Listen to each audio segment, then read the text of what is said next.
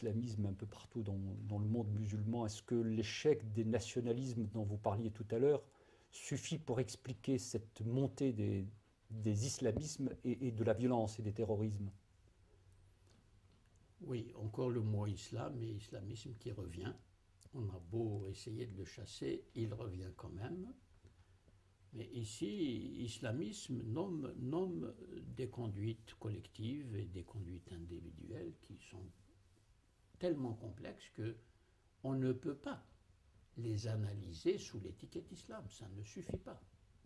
Moi, je n'ai jamais accepté de regarder le phénomène terroriste, je l'appelle phénomène parce qu'on parle de phénomène quand c'est trop complexe, mais qu'on voit qu'il se produit des choses, on ne peut pas en rendre compte.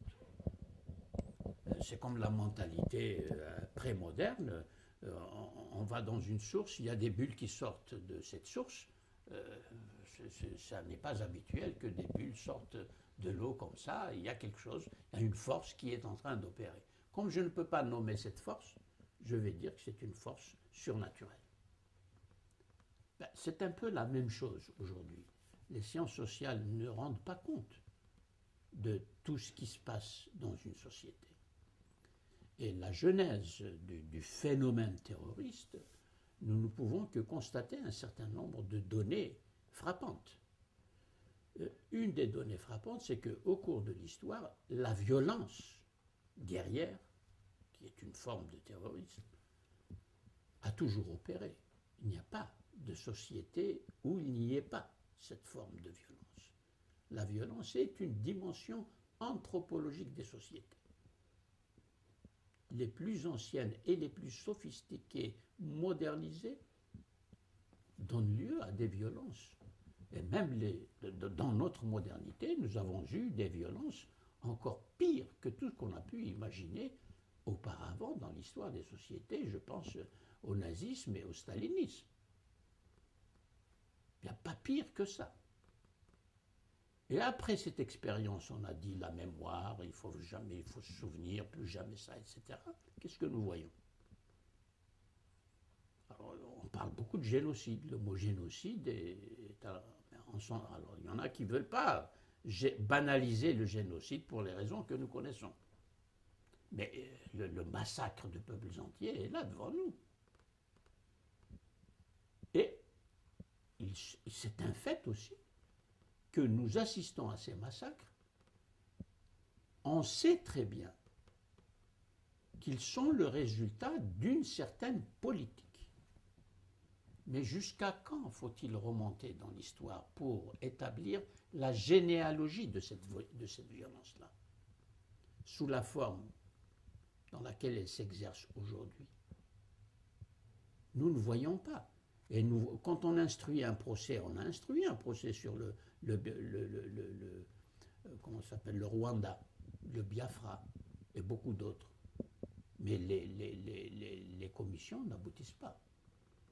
Parce que justement, la généalogie réelle établie par des historiens scrupuleux, qui effectivement nous mettrait devant des réalités, elle est interrompue par des raisons d'État, plusieurs.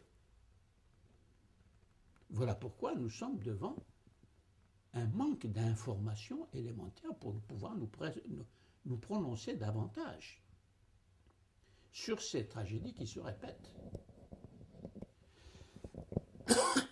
Une autre considération qu'il faut ajouter, c'est que les indépendances et les luttes pour les indépendances ont eu recours à la violence terroriste. Toutes. Le Vietnam, le Cambodge, l'Algérie, l'Afrique, c'était des violences inouïes. Et là, la violence a été légitimée par la domination coloniale, le phénomène de la domination. Mais le problème se pose. Fallait-il aller jusque-là pour obtenir ces indépendances? Et donc le terrorisme se trouve légitimé, voilà ce que je veux dire. Il est légitimé d'une certaine façon, puisque ceux qui ont fait des actes terroristes deviennent soudain, du jour au lendemain, des présidents de la République. Ils sont là en fonction. Autrement dit, le terrorisme est valorisé. Il conduit à une valeur positive. Et c'est un fait auquel nous assistons. Partout. Et là, parce qu'il atteint une dimension qui n'est pas limitée à une petite guerre de libération entre deux États, que l'on juge de l'extérieur comme on l'a fait, qu'à prendre le cas de l'Algérie, les États-Unis, l'URSS, qui jugeaient, intervenaient, manipulaient, etc. Et pour les autres aussi, hein, le Cambodge, comme j'ai dit. Et donc, le fait de valoriser cet acte fait qu'on se dit, mais ça a réussi. Allons-y. Les actes terroristes des extrémistes musulmans, des islamistes, peu importe le terme que l'on utilise, est valorisé aux yeux des populations Ah ben bien sûr. Pendant les guerres de libération, il n'y avait pas un seul, il n'y avait pas une voix qui manquait. Je parle aujourd'hui. Bon, alors aujourd'hui, oui, pour ceux qui le font encore, ils utilisent le même type d'argumentaire qui a été utilisé pendant les guerres de libération, puisque il y a toujours l'Occident qui est là, qui opère politiquement, qui ne lâche pas prise. Il y a cette guerre qui continue en Palestine et qui joue un rôle considérable, même chez les jeunes en France, nous le voyons avec l'antisémitisme, etc. Donc, c'est un phénomène que je dis complexe parce que il faut aller au fond du fonctionnement de la décision politique au niveau des États. Ça, c'est une première chose. Deuxième chose, il faut aller au fond de l'analyse des imaginaires sociaux qui se laissent mobiliser et faire ces actes-là en leur donnant une valeur. Et au niveau des imaginaires, en ce qui concerne l'islam, puisqu'il faut bien dire un mot sur l'islam, alors là, ça n'est pas l'islam. C'est ce que j'appelle, c'est un peu complexe, mais quand même la réalité est complexe, il faut donc des outils d'analyse très fins. Ce que j'appelle le régime religieux de la vérité. Comment se construit la vérité dans une religion?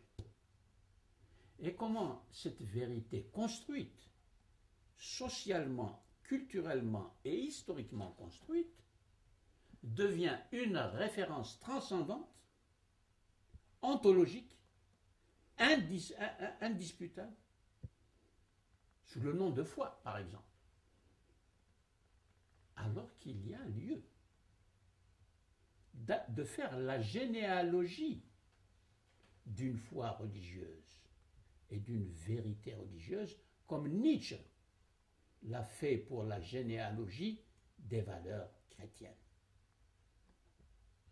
Il faut appliquer la méthode nietzschéenne pour la critique philosophique et anthropologique des valeurs et de ce que les religions nomment vérité, mais aussi, dès qu'on va dans ce chemin-là, va se poser la question du régime de la vérité selon la raison moderne laïque. Parce que les guerres d'Hitler et de Staline, elles ne se sont pas faites au nom d'une vérité religieuse traditionnelle, mais au nom d'idéologies qui ont fonctionné exactement avec les mêmes outils, les mêmes procédures de raisonnement et de légitimation que les religions ont utilisées. Alors, voilà des lignes d'analyse, comme vous le voyez, qui nous mènent très loin. Et donc, juger le terrorisme, oh, c'est horrible, c'est affreux, c'est insultant. Bien sûr, bien sûr. Mais ça nous conduit à l'humain. Ça nous conduit à la nature humaine. Ça nous conduit à la raison. Et aux manières diverses dont la raison fonctionne. Maintenant, nous avons fait 2 expériences, on peut dire, dans l'histoire de la raison. L'expérience religieuse, et nous avons vu ce que ça donne, et nous voyons encore ce que ça peut donner, et l'expérience de la raison moderne, qui a pris le pouvoir politique et le pouvoir intellectuel depuis au moins le XVIIIe siècle. Et nous ne pouvons pas ignorer que c'est à l'intérieur des pays européens où la modernité a émergé et a fait ses meilleures conquêtes qu'il y a eu le stalinisme et l'hitlérisme, qui sont des choses épouvantables. Surgit en Allemagne, en Russie, c'est des pays intra-européens. L'islam n'a rien à y voir. Et donc là, vous voyez, nous allons très loin. Et je suis sûr que la recherche scientifique, aussi bien que les penseurs, vont aller dans ce sens-là pour rendre compte totalement du phénomène, ce que j'appelle le phénomène terroriste. Et parce que nous n'allons pas aussi loin actuellement, et nous traitons le terrorisme d'une manière idéologique. Je suis le bien, tu es le mal. D'où le sous-titre de mon livre, Au-delà du bien et du mal. Réfléchir au-delà du bien. Et ça, c'est Nietzsche. C'est ça le sens. Mais le bien est sorti des 2 côtés. C'est-à-dire du côté des terroristes, des islamistes, ils pensent que le bien se fait au nom de l'islam, mais de l'autre côté, le bien se fait au nom d'un certain nombre de valeurs dites universelles. Une autre remarque, c'est une remarque, ça n'est pas du tout une théorie, c'est que cette forme de la violence, exercée sur l'homme, par l'homme sur l'homme, arrive quand même à dévoiler, là aussi, le dévoilement des pratiques politiques, des pratiques intellectuelles, des pratiques culturelles qui, sans cette violence, auraient continué à se déployer au détriment de l'humain. Ça, c'est une chose.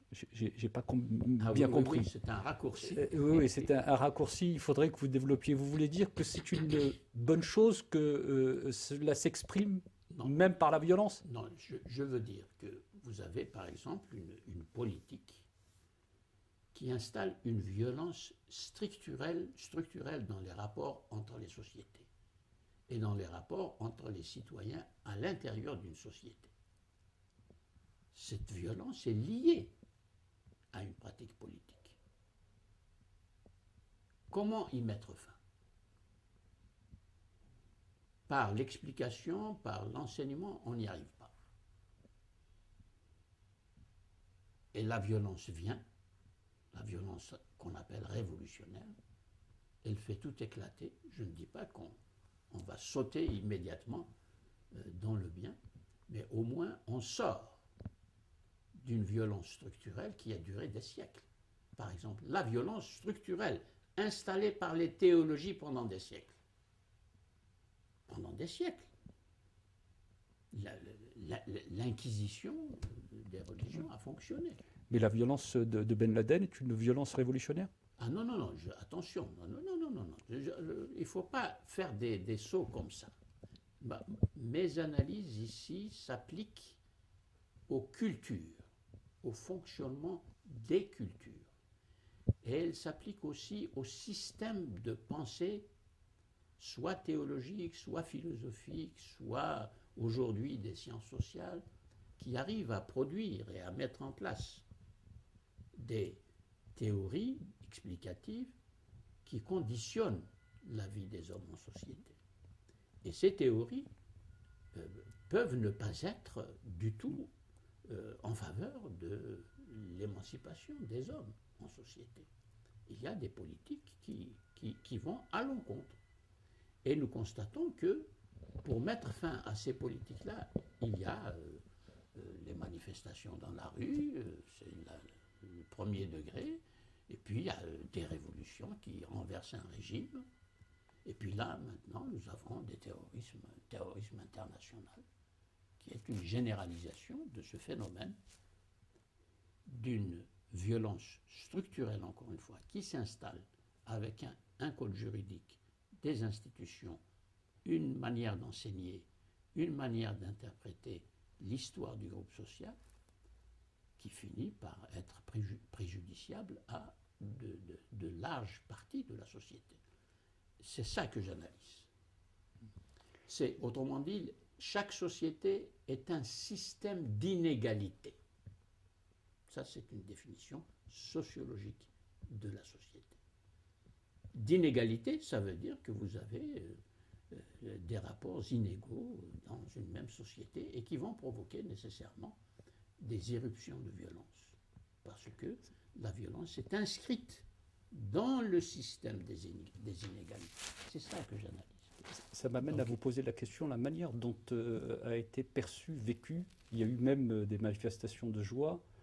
Les attentats du 11 septembre dans les pays arabes musulmans. Oui, mais ça, c'est au niveau des imaginaires sociaux. Parce que les imaginaires sociaux ont des comptes à régler avec le pouvoir, leur propre pouvoir dans chaque société. Et cette intervention-là, cette éruption de la violence à un niveau mondial est captée par ceux qui, à l'intérieur, sont opprimés et attendent une libération qui ne vient pas et qui dure longtemps. C'est ce que je viens d'appeler la violence structurelle. Et au-delà de ce que je vis dans ma société, il y a ce que vivent d'autres peuples qui me sont proches par la culture. Par exemple, solidarité avec le peuple palestinien. Solidarité avec le peuple israélien et le peuple juif aussi, qui s'exerce dans le monde et qui, justement, gagne le monde. Et c'est la mondialisation de ces solidarités qui donne naissance à l'expansion du fait terroriste au monde entier. Tandis qu'autrefois, ça se passait à l'intérieur de la société. La Révolution française, c'est d'abord passé à l'intérieur de la société française. Ensuite, Napoléon l'a inoculé, si je peux dire, aux pays européens voisins. Il est même allé en Égypte pour essayer d'y laisser un virus qui, malheureusement, n'a pas pris. Malheureusement, du côté de la Révolution. Votre confrère américain Bernard Lewis disait que l'avenir du monde musulman se mesurera à la place que ces pays-là, que cette région donnera à la démocratie et aux femmes. Qu'en pensez-vous? Oui, ainsi exprimé, bien sûr, je suis absolument d'accord, bien sûr. Oui, bien sûr. Et justement, le statut des femmes, c'est un problème structurel et illustre la notion de violence structurelle exercée sur la moitié démographique de toute société. Et cette violence structurelle dure des siècles, depuis des siècles. Et nous la voyons revenir à la fin du XXe et au début du XXIe sous la forme que nous sommes en train de constater dans plusieurs sociétés, en enfermant les femmes dans une religion ritualiste, pas dans une religion avec une culture moderne de libération. C'est un enfermement encore plus dur, si je puis dire, et plus généralisé, parce que dans la société très traditionnelle, il n'était jamais aussi généralisé. Le voile qui déclenche des manifestations, même en Indonésie, alors que ça se passe en France. Mais autrefois, dans une société, si dans une ville comme Alger, il y a des femmes qui portent le voile, chez les Chaouias de l'Aurès, les femmes ne portent pas le voile, personne ne vient les obliger à le porter parce qu'elles continuent à vivre selon leur code culturel régional. Ça fonctionne d'une manière entièrement différente. Donc ça, c'est le phénomène de la modernisation. Ce qui se passe au niveau d'un groupe social ou d'une nation, d'une société, se passe à un niveau mondial à cause de l'élargissement des solidarités et des hommes qui s'identifient à une cause comme la cause du peuple palestinien d'un côté, la cause du peuple juif et israélien de l'autre côté, ce sont des causes. Elles suscitent des adhésions, elles suscitent des jugements, elles suscitent des refus, et bien ça se généralise. Et ça s'exporte. Absolument, ça s'exporte, et il y a toujours cette incapacité d'intervenir dans cette généralisation pour dire il y a des manières de s'en sortir. Il y a une manière politique de s'en sortir, il y a une manière éducative de s'en sortir, il y a une manière culturelle de s'en sortir. Ça, ce langage-là, on ne l'entend pas beaucoup. Personnellement, j'y crois. Merci, M. Harkoun. Alain, il y a une question qui te...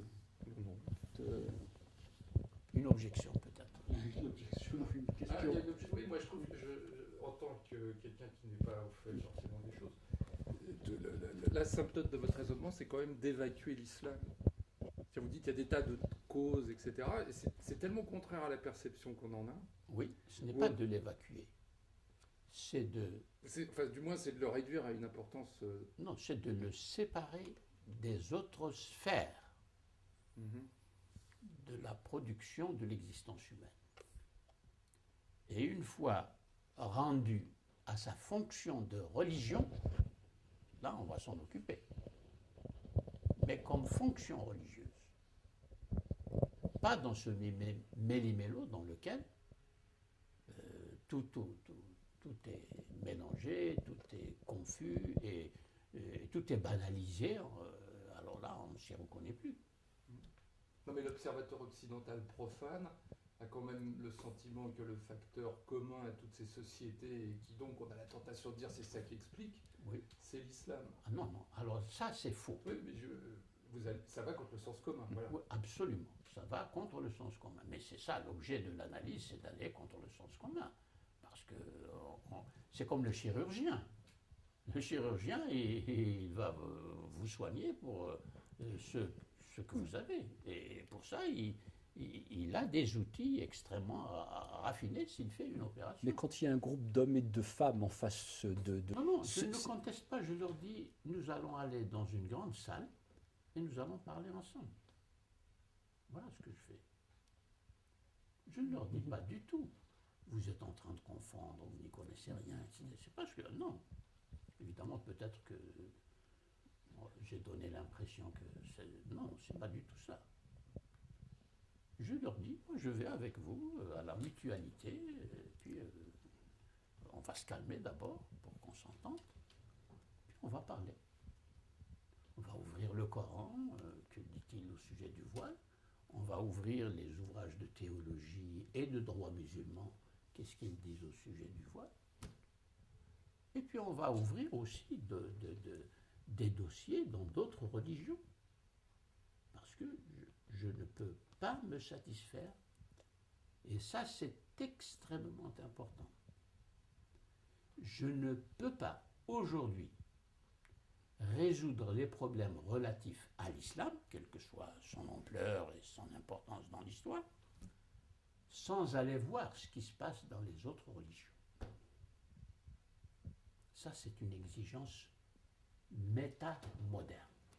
Mais parce que l'exigence moderne s'est contentée de dire les questions religieuses, c'est votre affaire. Mais chez vous, la place publique, je ne veux pas en entendre parler. Ça, c'est pas une réponse.